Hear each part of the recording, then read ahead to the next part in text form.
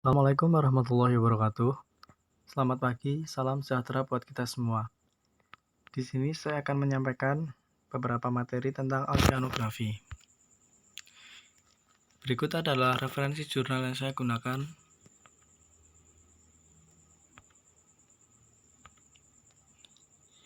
Materi-materi yang akan saya bahas pada pertemuan kali ini yaitu tentang kecepatan arus, kecerahan, suhu, pH, salinitas, dan gelombang.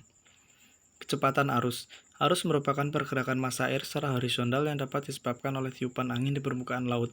Perbedaan densitas maupun adanya pengaruh pasang surut laut yang akan membentuk suatu pola sirkulasi arus yang khusus.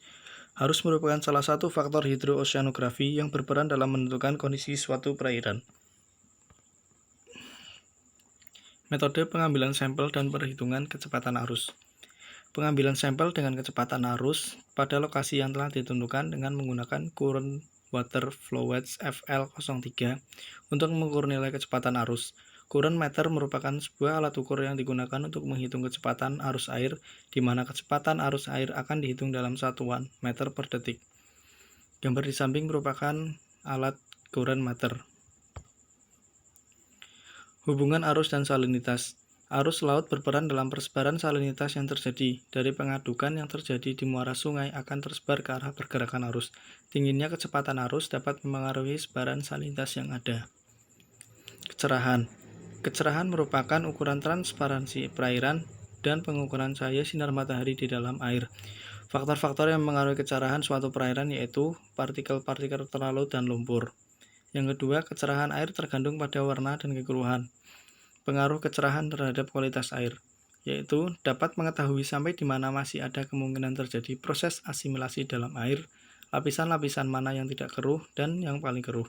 Perairan yang memiliki nilai kecerahan rendah pada waktu cuaca yang normal dapat memberikan suatu petunjuk atau indikasi banyaknya partikel-partikel tersuspensi dalam suatu perairan. Metode pengambilan sampel kecerahan. Kecerahan merupakan tingkat transparansi perairan yang dapat diamati dengan secara visual menggunakan seksi dice. Seksi dice adalah lempengan sederhana yang berbentuk cakram. Pada permukaan terdapat warna hitam dan putih berbentuk berupa arsiran dengan 4 bagian. Saat pola yang terdapat pada seksi dice tidak terlihat lagi dalam air kedalaman tertentu, maka didapat hasil analisis tingkat ukuran kecerahan air. Kemudian ada suhu. Suhu adalah suatu besaran fisika yang menyatakan banyaknya panas. Suhu perairan merupakan salah satu faktor yang amat penting bagi kehidupan organisme di suatu perairan. Pengaruh suhu terhadap kualitas perairan. Suhu berperan mengendalikan kondisi ekosistem perairan. Peningkatan suhu menyebabkan peningkatan dekomposisi bahan organik oleh mikroba. Kenaikan suhu dapat menyebabkan stratifikasi atau pelapisan air. Perubahan suhu permukaan dapat berpengaruh terhadap proses fisik, kimia, dan biologi suatu perairan. Hubungan suhu dan salinitas terhadap kedalaman. Semakin bertambah kedalaman, maka nilai salinitas akan bertambah dan suhu akan berkurang.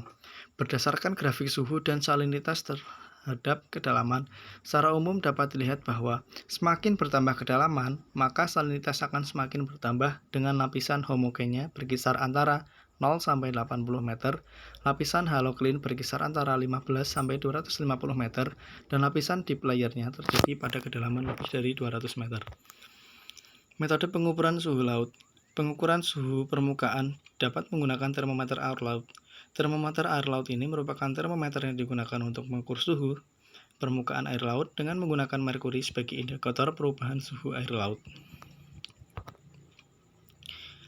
Kemudian ada salinitas. Salinitas adalah konsentrasi seluruh larutan garam yang diperoleh dalam air laut, di mana salinitas air berpengaruh terhadap tekanan osmotik air. Faktor-faktor pengaruh salinitas antara lain yaitu curah hujan, penguapan, arus laut, letak, dan ukuran laut dan angin.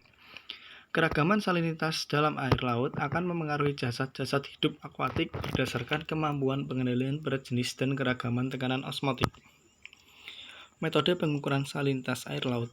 Pemakaian salinometer dalam pengukuran salinitas memerlukan adanya contoh air laut, umumnya berkisar antara 50 mm hingga 100 mm.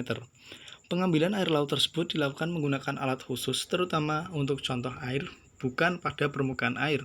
Dalam melakukan pengukuran salinitas dengan salinimeter diperlukan adanya air laut yang telah diketahui nilai salinitasnya. Hubungan keterikatan salinitas dan oksigen terlarut terhadap kedalaman.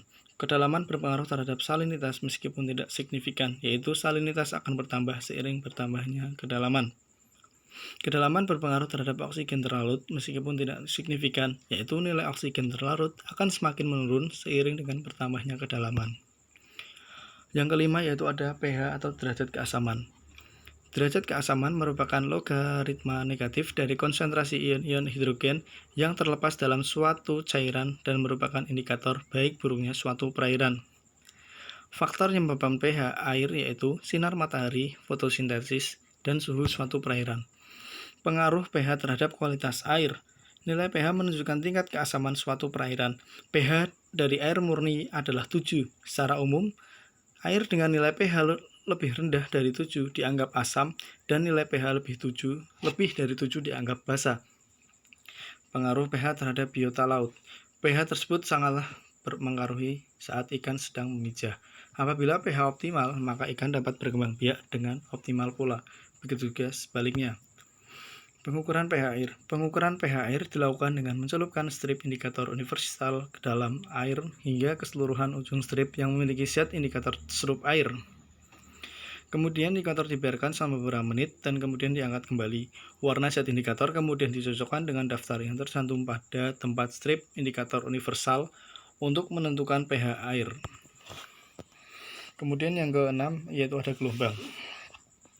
Gelombang laut pada umumnya timbul oleh faktor angin, walaupun masih ada faktor-faktor lain yang dapat menimbulkan gelombang seperti gempa, letusan gunung api, gerakan kapal, maupun gaya tarik benda angkasa, yaitu bulan dan matahari. Metode pengambilan sampel gelombang. Parameter pengukuran gelombang dilakukan dengan teknik langsung atau visual observation menggunakan palam gelombang atau papan berskala, yaitu dengan mengamati batas elevasi puncak dan batas elevasi bawah yang melewati palam gelombang. Jarak antara batas puncak dan batas bawah dicatat menggunakan stopwatch sebagai fungsi waktu antar puncak gelombang pertama yang melewati palam gelombang sampai puncak berikutnya. Arah datangnya gelombang menggunakan kompas tembak. Pengaruh gelombang terhadap kualitas perairan. Gelombang sangatlah berpengaruh terhadap budidaya rumput laut, baik mengenai transportasi nutrien maupun kebersihan permukaan tanaman dari substrat yang menempel. Selain itu, ombak juga berperan langsung dalam proses difusi gas-gas di atmosfer ke perairan, sehingga perairan tidak akan kekurangan gas-gas esensial, terutama oksigen.